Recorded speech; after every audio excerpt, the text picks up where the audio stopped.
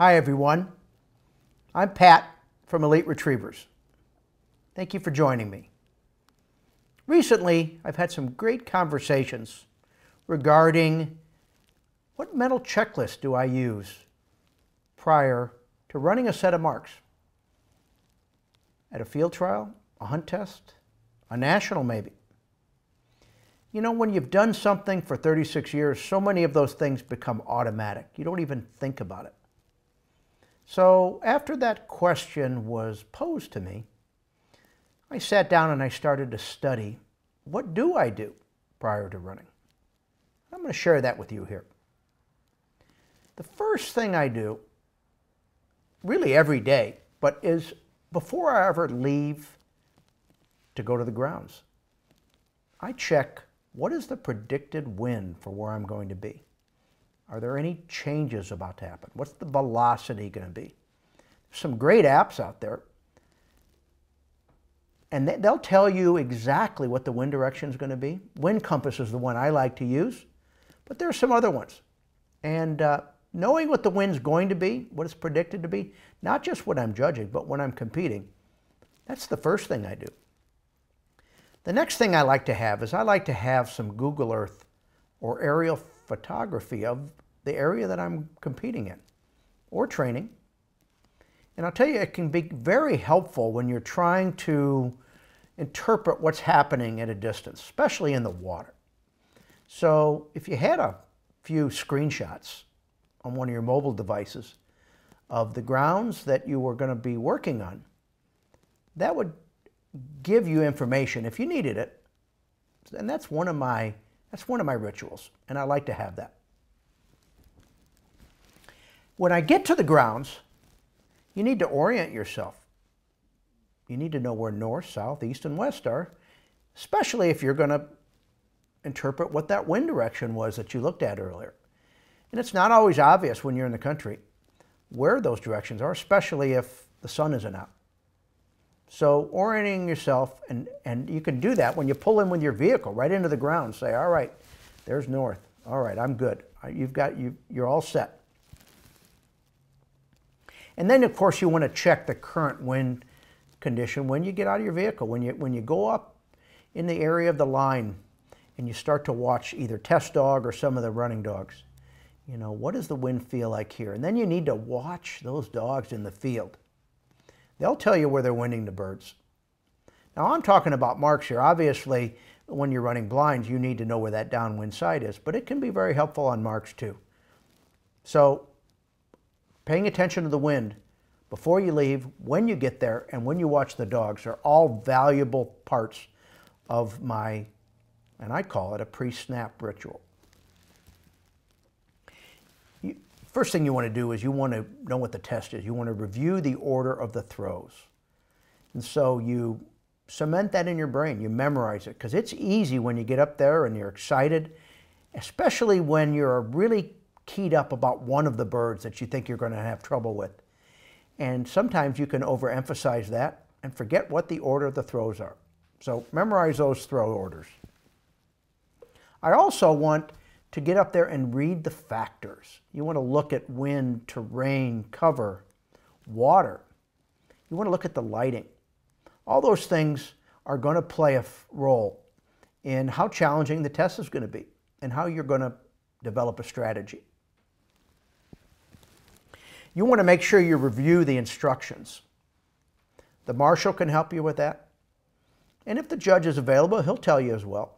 Sometimes they're even posted in the holding blind. Sometimes it's critical that the handler sends from a zone on the mat, and sometimes they make sure the dog's on the mat. So knowing kind of what the rules are and what the routine is and what's happening, that's crucial as well. You want to have a plan for exiting the holding blind. Do I want to come out the right side? There may be a distraction on the left, a short, close gunner. And you can bet, even if you're running a hunt test, those dogs, they know where that flyer station is. They've been listening to it all morning in the truck. And so if you want to make sure you have their focus on this long bird on the right, and you don't want them to head swing over here to the flyer on the left, you may want to come out of that right side of the blind. Your approach to the line you want to study. you've got bird racks, you've got other stuff that you need to negotiate your way through. You don't want your dog grabbing a bird out of a bucket that might be near the line. So that might affect your plan in approaching the line. You want to pay close attention to the signaling cadence of the judge. How long does he take from one throw to the next? Some judges extend it, some are very quick.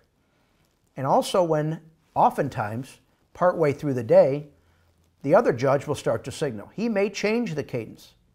So knowing what that cadence is and that signaling routine, where he's going to stand, you're going to want to know who you're signaling that you're ready. Those are all things that you want to pay attention to. You want to make sure you study that mat, that area, that holding, that line area, because you may want to watch the marks off of one side of the zone versus the other, the right side of the mat or the left side. You want to pay attention as a dog. There may be a bush in the way, and from your perspective, you may not notice it, but from your dog's, it's going to be crucial. Deciding on whether you're going to run on the right or the left if you have a two-sided dog. Those are all things you want to pay attention to. And you may want to watch the marks from one spot. You may want to send for some of the birds in another spot, and that may vary. You want to decide what cues you're going to use. The cues you're going to use prior to signaling and prior to sending. Those are all going to be something you want to think about prior to getting to that line. You want to think about how you're going to influence your dog. Am I going to push? Am I going to pull? Am I going to use a hand? Am I not going to use a hand?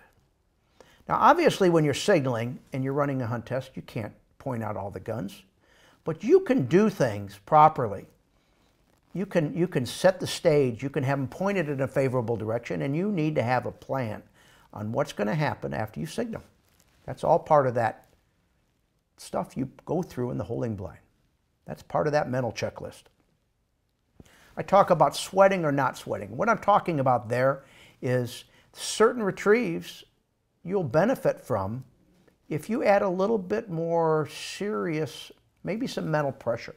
And in that instance, I want a dog to bear down, maybe try a little hard, focus a little more, be a little more attentive. Pay attention to the rules that he knows. And there are some birds that you don't want to sweat them on. You want them as relaxed as they can be. So those are all part of that checklist that you're going to go through.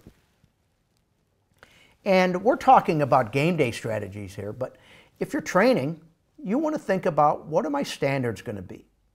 Is that patch of cover that looks a little bit unclear, is that crucial? Do I need to be left of this bush? How much of the wind might they fade with? How much of the hill might they fall off of? How much water do they have to get onto a certain bird? You need to think about that before you're in the heat of the moment. So now you need to have a plan. Now, plan A and plan B. Plan A is what you get up there and you visualize kind of what's going to happen and what order that you're going to want to pick the birds up in. But you have to be flexible. You have to adapt. Plan B is always an option. So think about what plan A is and think about what plan B might be. And sometimes you even go to plan C. Sometimes you send for one bird and they get off, they maybe fall and end up picking up another bird. Doesn't mean you're done, just means you have to go to a different strategy. So think of plan A and plan B and sometimes plan C. You need to be ready to adapt. So many of you know Peyton Manning.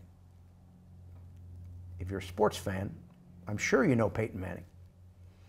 So a few years back in preparing for a Super Bowl, you would hear Peyton in his pre-snap count. He would say Omaha. You'd hear him say it a bunch of times.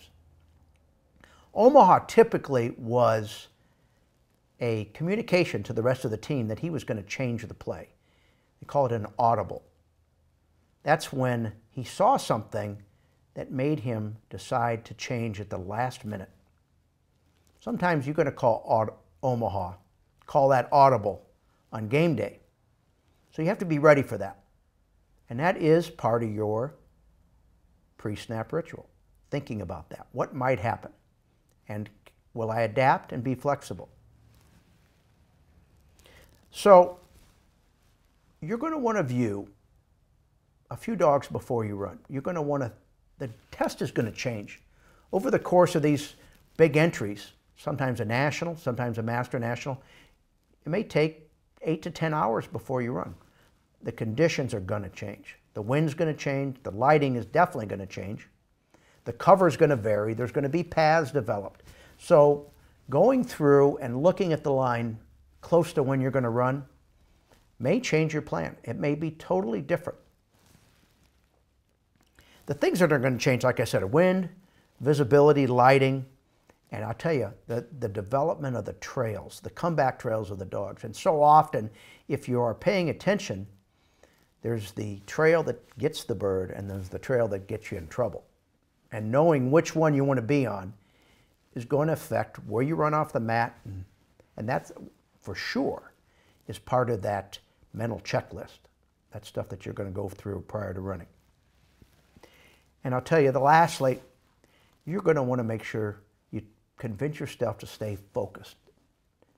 You need to tune out the distractions, and there's lots of them. It's the chatter of the gallery. It's the marshal talking to the judges.